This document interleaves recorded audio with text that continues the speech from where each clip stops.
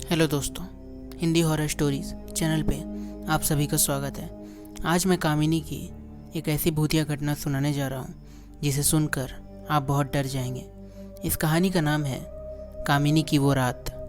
कामिनी अपने पति नागेंद्र के मौत के गम में उभरी नहीं थी कि एक और संकट उस पे आ पड़ी। नागेंद्र ने गांव में जो कर्ज ले रखा था उसको मांगने वाले कामिनी के घर आ पहुँचे। कामिनी उनकी बातें सुनकर काफ़ी चिंतित हो गई थी, क्योंकि उन लोगों से नागेंद्र ने काफ़ी पैसे उधार लिए हुए थे, जिसे अब सारे पैसे अब कामिनी को चुकाना होता था। कामिनी के ऊपर पहले से ही एक बूढ़े माँ बाप को संभालने की जिम्मेदारी आ चुकी थी, और ऊपर से ये कर्ज कामिनी को अंदर से झंझोर कर रख दिया था। उसे समझ नहीं आ रहा था कि वो अब क्या करे और कैसे करे, क्योंकि कामिनी के यहाँ जमा पूंजी भी समाप्त हो चुकी थी। अब बहुत ही ज़रूरी हो चुका था कि वो किसी तरह उस पैसे का इंतज़ाम करे, क्योंकि अब खाने पीने की भी लाले पड़ चुके थे, और ऊपर से कर्ज वाले भी समय देकर चले गए थे कि उन्हें जल्दी से जल्दी पैसे चाहिए। कामिनी ने अगली ही सुबह काम पकड़ने के लिए शहर की ओर रवाना हो गई और अपने माँ बाप को उनकी ही हाल पर छोड़ चली गई, क्योंकि कामिनी के पास और कोई भी दूसरा रास्ता नहीं था। इसलिए कामिनी ने ये कदम उठाया था। शहर पहुंचकर जब वो एक सिलाई वाले के यहाँ काम मांगने गई तो उसे वहाँ ढेर सारे मर्द काम पे लगे हुए दिखाई दिए। कामिनी शहर कभी नहीं गई थी, और इतने मर्दों को औरत के साथ देखकर वो सहम जाती थी। कामिनी को इस बात की डर भी था कि कुछ ऊंच नीच ना हो जाए, पर कामिनी के पास दूसरा और कोई रास्ता नहीं था। इसलिए उसकी मजबूरी ने उसे यहाँ काम करने के लिए मजबूर कर दिया था। उस सिलाई सेंटर में उसे महीने के 2000 रुपये मिला करते थे, पर यह पर्याप्त नहीं होता था कामिनी के लिए। इतने में तो सिर्फ कामिनी का घर चल सकता था और वो खुद इस शहर में रह सकती थी, लेकिन जो कर्ज उसके सर पे था वो चुकाने के लिए उसे और भी पैसों की ज़रूरत थी। कामिनी वहाँ देर रात तक काम करती थी। एक बार वो रात को एक और महिला के साथ देर रात तक काम कर रही थी। कामिनी ने सोचा कि अब हम 2 लोग हैं यहाँ, तो अब डरने की बात क्या है, ये महिला भी मेरे ही साथ है। कामिनी जब उस रात को काम पे लगी हुई थी तो उसने देखा कि जो महिला उसके साथ काम कर रही थी वो वहाँ नहीं है, और सेंटर का दरवाज़ा भी बंद हो चुका है। डर से कामिनी की हालत ख़राब हो जाती है। वो ज़ोर ज़ोर से चिल्लाने लगती है कि कोई दरवाजे को खोलो। वो बहुत परेशान थी कि आखिर किसने दरवाजे को बाहर से बंद कर दिया। थोड़ी ही देर में बाहर से कुछ लोग दरवाजे को खोल अंदर आते हैं। कामिनी उन्हें देखकर बेहद डर जाती है, क्योंकि उसके सामने 2 मर्द खड़े थे। वे दोनों कामिनी के साथ गलत करने लगे, पर किसी तरह कामिनी उनके चंगुल से भाग जाती है। अंधेरी रात में सुनसान सड़क पे कामिनी भागती भागती एक बहुत बड़े बरगद के पेड़ के पास जाकर रुक जाती है। पेड़ बहुत ही विशाल था। कामिनी उस पेड़ के बगल जाकर छुप जाती है। डर से उसका पूरा शरीर काँप रहा था। उस सुनसान सड़क पे उसे बचाने वाला कोई भी नहीं था। वो अकेले ही वहाँ पर थी। काफ़ी देर वो उस पेड़ के बगल बैठी रही, पर जैसे ही वो उठकर जाने लगी तभी उसे पेड़ के अंदर से कुछ आवाज़ आई कि मुझे भी ले चलो, मैं यहाँ अंदर कैद हूँ। कामिनी को अपने कानों पर यकीन नहीं होता है कि पेड़ से आवाज़ आ रही है, लेकिन अचानक उसने देखा कि पेड़ की शाखाओं पर औरत की तस्वीर उभरने लगती है। यह देखकर कामिनी के होश उड़ जाते हैं। उसे ना ही अपने कानों पर और ना ही अपने आँखों पर विश्वास होता है। ऐसा तो उसने कभी अपने सपने में भी नहीं सोचा था जो वो आज देख रही थी। धीरे धीरे वो आकृति एकदम स्पष्ट हो जाती है और वो आकृति एक औरत की थी जो देखने में बेहद खूबसूरत लग रही थी। ऐसा लग रहा था कि मानो वो थोड़ी ही देर में बाहर आ जाएगी। बहुत हिम्मत जुटाकर कामिनी उस औरत से पूछती है कि आखिर तुम कौन हो और इस पेड़ के अंदर कैसे आए। उस पेड़ के अंदर से आवाज़ आती है कि जिस तरह तुम यहाँ आई हो उसी तरह मैं भी यहाँ आई थी। एक दिन मेरा पीछा भी कुछ लोग कर रहे थे। मैं उससे किसी तरह बचकर इस पेड़ के पास आकर छुप गई थी। मुझे लगा कि वो लोग मुझे नहीं ढूंढ पाएंगे, लेकिन मैंने गलती की थी। आखिर उन लोगों ने मुझे ढूंढ ही लिया। वे 5 आदमी थे। उन लोगों ने मुझे चारों ओर से घेर लिया। मैं उनसे बचने के लिए इधर उधर भागने की कोशिश करने लगी, लेकिन मैं भाग नहीं पाई। मैं समझ गई थी कि इन लोगों के हाथों से मरने से अच्छा है कि मैं खुद ही अपनी जान दे दूं। मैं वहीं पर पेड़ पर एक नुकीली डाली पर गिर गई और वो डाली मेरे सीने से आर पार हो गई और थोड़ी ही देर में मेरी मृत्यु हो गई। और तब से मेरी आत्मा इस विशाल पेड़ पे समाई हुई है। उस पेड़ के अंदर से आवाज़ आई कि आखिर कामिनी तुम इतनी चिंतित क्यों हो? अगर कोई समस्या है तो बताओ मुझे, मैं तुम्हारी मदद करूँगी। कामिनी हल्की हंसती हुई आवाज़ में कहती है कि तुम इस पेड़ के अंदर से मेरी क्या मदद करोगे? मेरे पास एक भी पैसा नहीं है।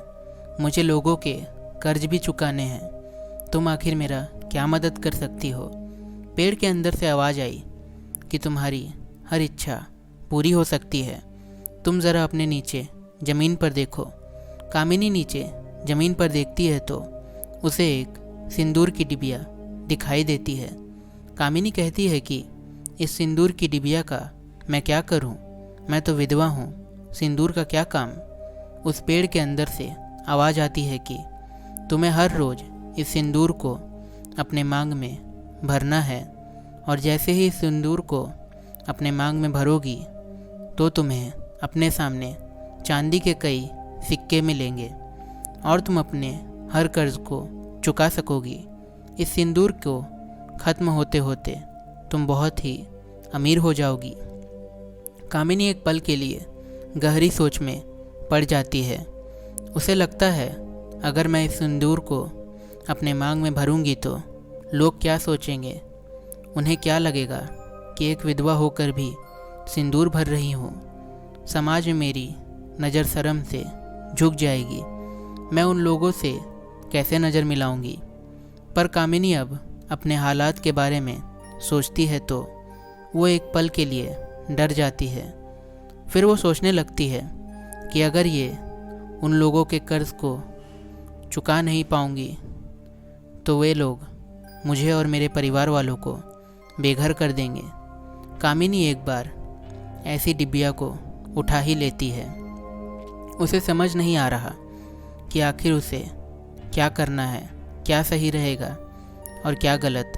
लेकिन अंत में कामिनी अपने हालात को देखते हुए उस सिंदूर की डिबिया को उठाकर वहाँ से चली जाती है।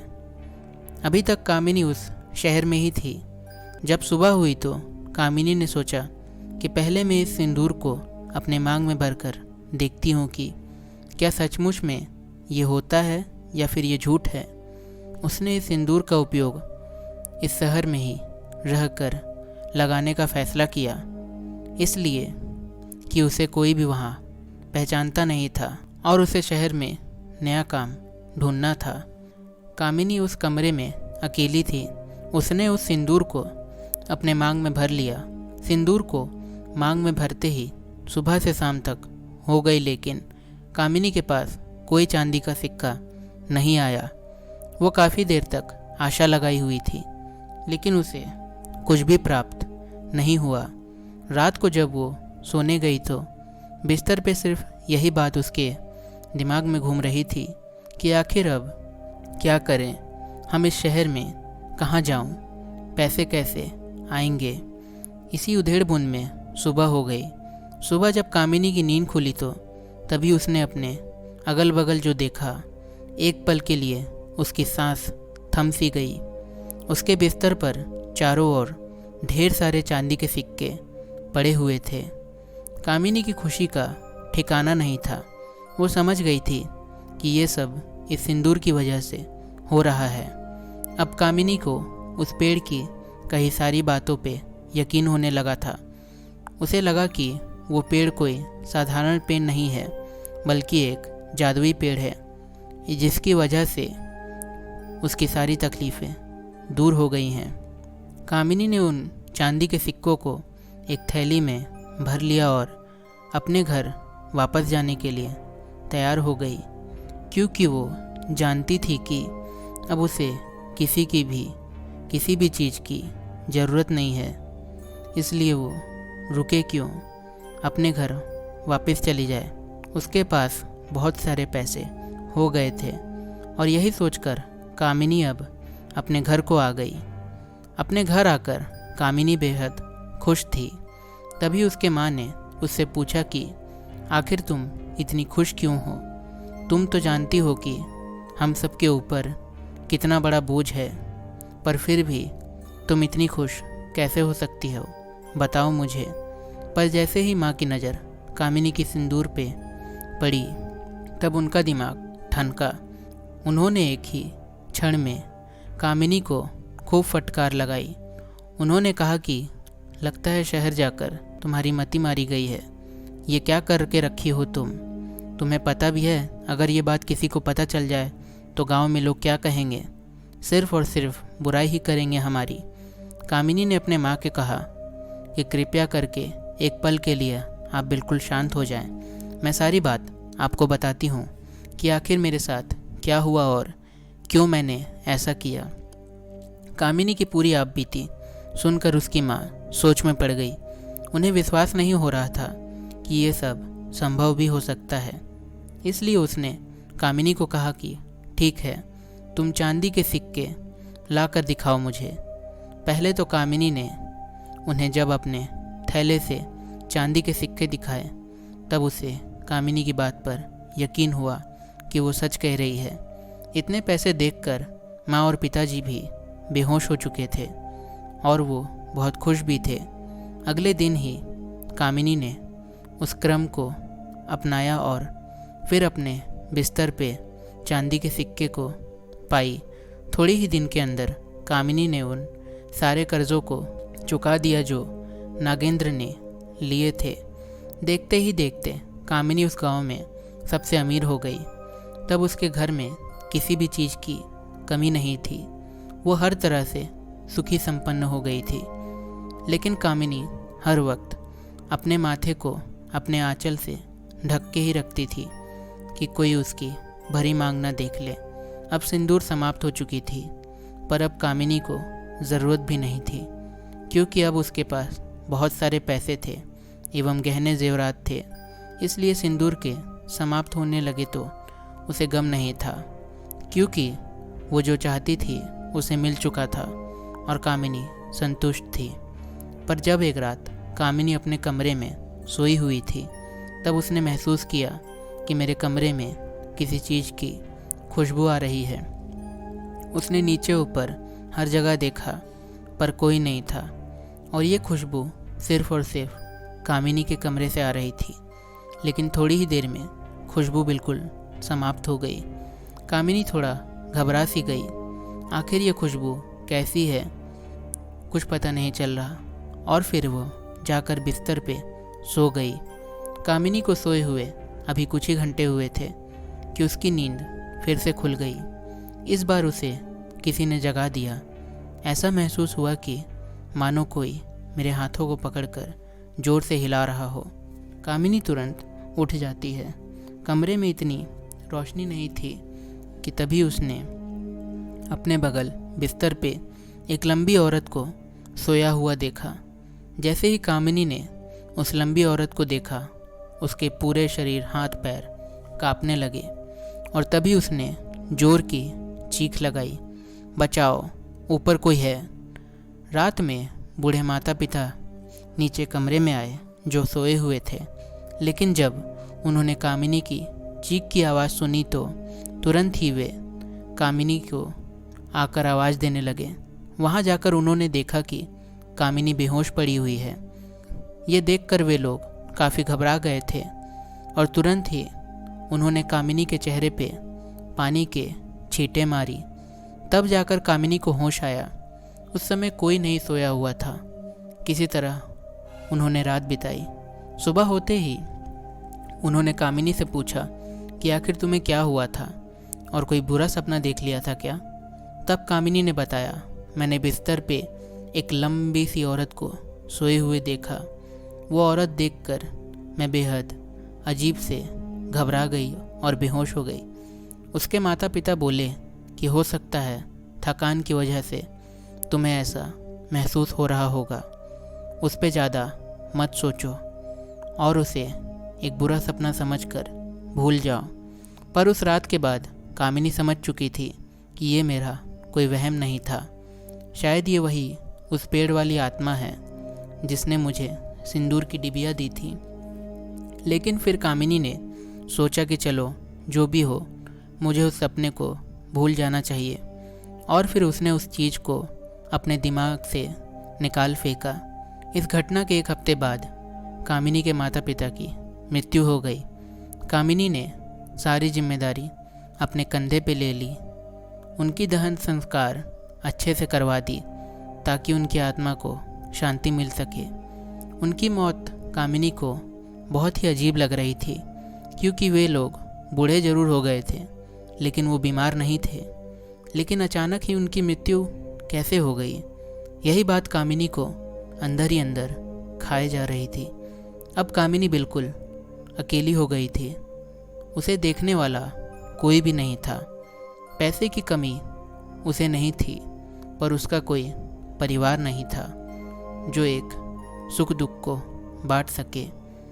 इस अकेलेपन में कामिनी अब ऊब चुकी थी।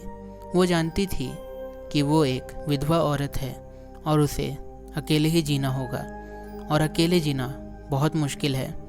इसलिए कामिनी अपनी तन्हाई मिटाने के लिए एक जीवन साथी ढूंढने के बारे में सोचने लगी, क्योंकि इतने धन और अकेले रहना ईंधन के साथ उसके लिए बहुत मुश्किल था। इसलिए उसने शादी करने का फैसला किया। फिर कामिनी ने एक बार सोचा कि अगर इस गांव में रहकर शादी करती है तो गांव वाले उसे ताने मारेंगे और उसे जीने नहीं देंगे। इसलिए उसने अपने घर को बेचकर बाहर में रहने का फैसला ले लिया। उसने ऐसा ही किया। हफ्ते 2 हफ्ते के भीतर उसने सारी तैयारी कर अपने घर को बेच शहर की ओर रवाना हो गई, क्योंकि उसके माता पिता के मरने के बाद उस गांव में उसका कोई भी नहीं था। वो बिल्कुल अकेली हो गई थी। इसलिए उसने ये कदम उठाया। कामिनी के पास पैसे तो थे, इसलिए उसने तुरंत ही एक फ्लैट किराए पर ले लिया और उसमें रहने लगी। कामिनी को बाहर जाकर पैसे कमाने की ज़रूरत नहीं थी, क्योंकि उसके पास बहुत सारे पैसे पहले से ही थे, जो कि उसके लिए काफ़ी थे, जिसके कई सारे चांदी के सिक्के जो उसे मिले थे।